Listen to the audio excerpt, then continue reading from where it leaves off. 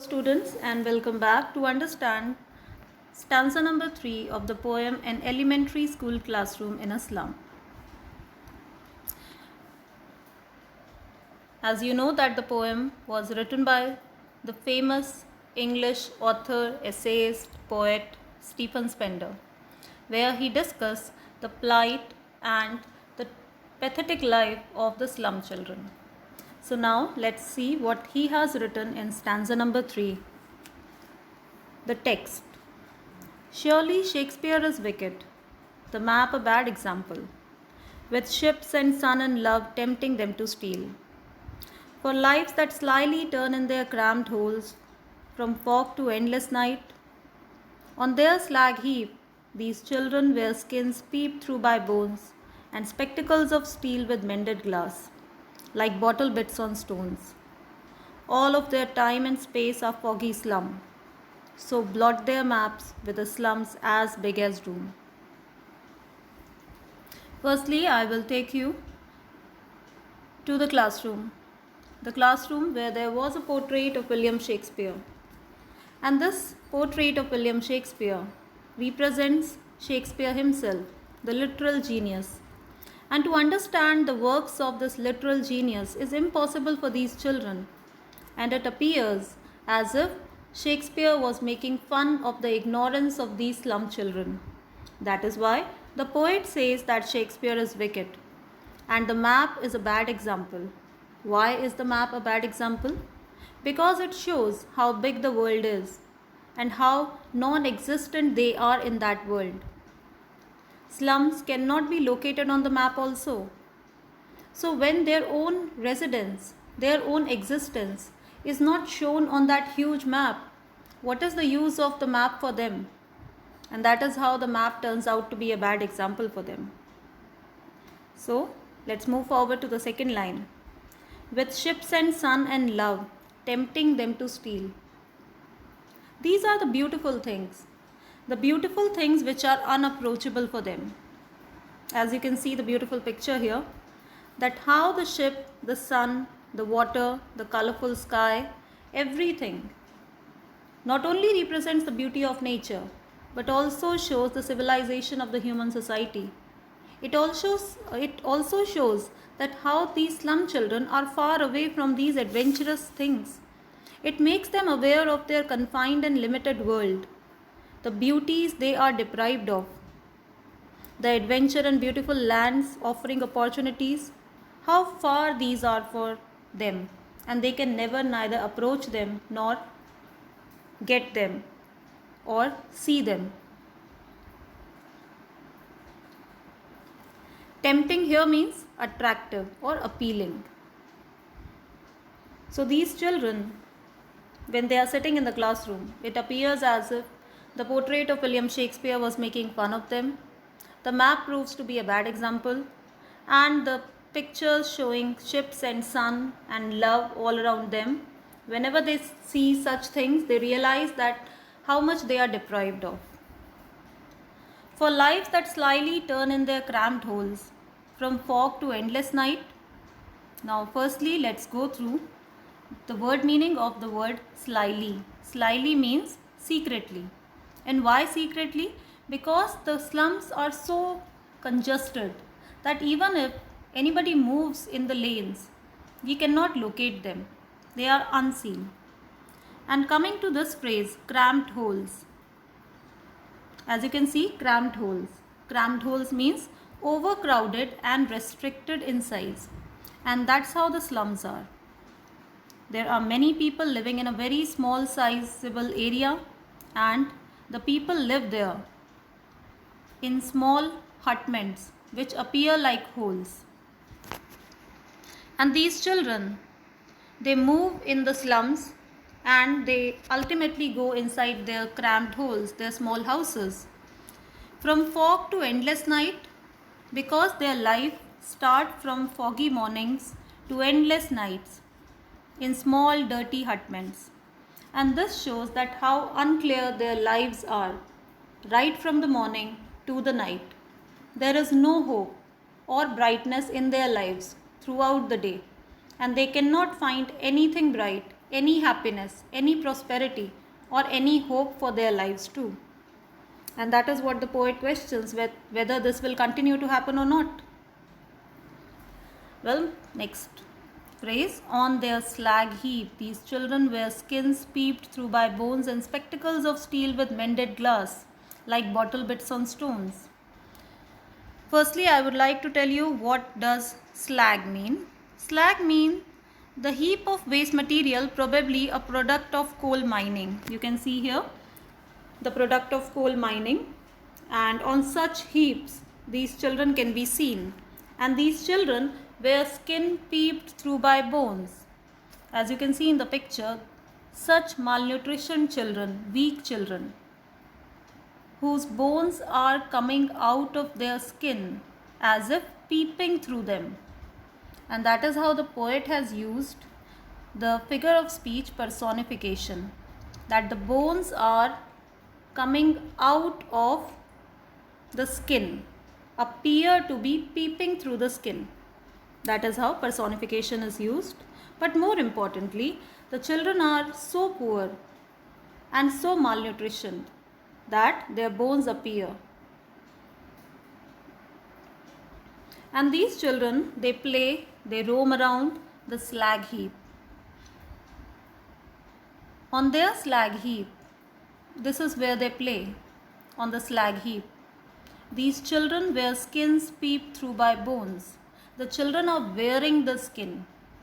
They do not have the skin attached to them. See, we people are from the well-to-do families. We get nutritious food, balanced diet as we call it. And our skin has good amount of flesh on our body.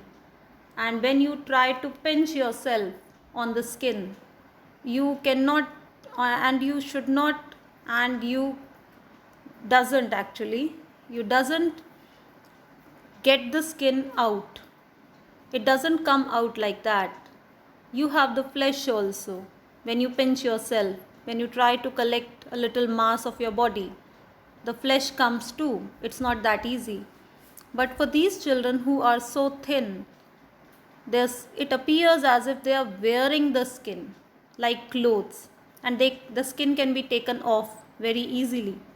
That is why the poet says, skins peep through by bones, wearing skins peep through by bones, and they are wearing spectacles of steel with mended glass. And the spectacles they are wearing, the glass is mended, repaired. So when we imagine a child with some eye related issues and the spectacles are required, when I say required, it means it's a necessity for the child to wear the spectacles.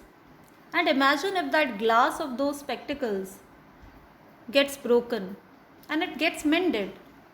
Can the child see clearly with that mended glass right in front of his eyes? Is it possible? Well, I guess no. Because the child cannot see clearly because the glass is broken after all. You need to not to repair it, but replace it. You need a better glass, a new one. Otherwise, it's impossible for the child to walk clearly, to be comfortable throughout his day. But because these people, the parents of the children, are so poor that they cannot afford to get a new pair of glasses or a new glass itself. So that is how the socio-economic condition is shown through this particular phrase. Now coming to the very important phrase, like bottle bits on stones. There are two figures of speech here. First one, as you can see, like is used, like bottle bits on stones. Simile is used. And second one, because the sound of B is repeated, bottle bits, that is why alliteration too.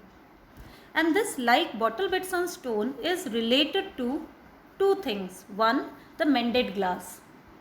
How the mended glass is shown? The mended glass is as broken as the bottle bits on stones. One, you break the bottle on a stone, you try to collect all that glass and try to get the right shape again. That can never happen. There are always the cracks seen. In the same manner, when the glass of those spectacles are repaired, still the cracks are there. And the second reference is right from the beginning, on their slag heap. And then, like bottle bits on stones, the children living in the slum, on those slag heap, the coal products, coal mining product, they are being considered as broken, as fragmented, as bottle bits on stones. Their life is like bottle bits on stones, shattered, broken, unrepairable, and useless for the society.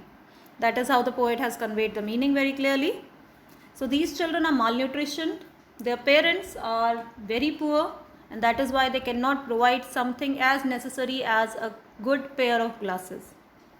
Because all of the time and the space of these children are foggy slum. They have to live in the slums only. Their time is completely consumed by the slums.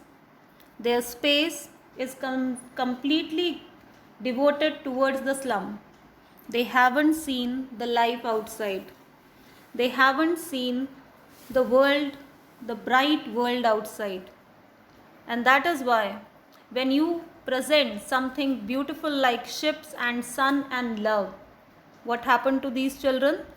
They try to steal them, because they cannot acquire such wonderful things all by themselves. That is how they move towards something wrong. They move towards the world of crime. That is what is explained in the second line. I think now you can understand it. When you relate the economic status of these children, then you realize that how they ultimately turn out to be criminals, or how they turn out to be thieves, because they want to steal all those wonderful things. So blot their maps with slums as big as doom. That is when the poet says that slums are basically like a stain on the clean, clear, beautiful map, and nobody wants them. That is why they appear like a feeling of danger, darkness, something undesirable. I would like to show you a picture through which you will understand it. As you can see in the picture, the huge, wonderful,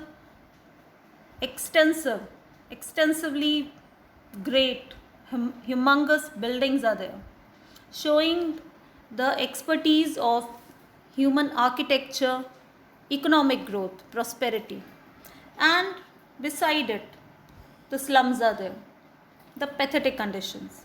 These show that how unsuccessful we are as a society, as a community, both residing side by side. So when we look at the metro cities, the huge cities, riding the entire country on their backs, and then we have the slums also, it appears as if these slums are a stain on the beauty of this wonderful city. Nobody wants them. Everybody thinks that, God, why don't these slums just vanish away? That is what the poet is trying to say, that the slums are as big as doom, and he wants that he says that the world want these slums to just vanish away. They are like a blot on the world. The slums are as big as that of darkness. Once the slums are there, it takes away every prosperous thing around it. So this is how the poet has conveyed his thoughts. This is how the poet has conveyed the actual pathetic situation of the children. And the last stanza will deal with the hopes, the wishes of the poet. And again, I would like to mention that which figures of speech are used by the poet here. Alliteration in line number 4, from fog, the sound of F is repeated. Similarly, I told you, like bottle bits on stones, and in the same phrase, bottle bits, we have alliteration again. There is one metaphor used by the poet also, in the form of cramped holes.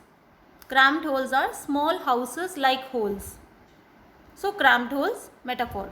And lastly, personification in Skin peeped through by bones, because the bones are personified here. They are peeping. So with this, let's close it now. Thank you very much.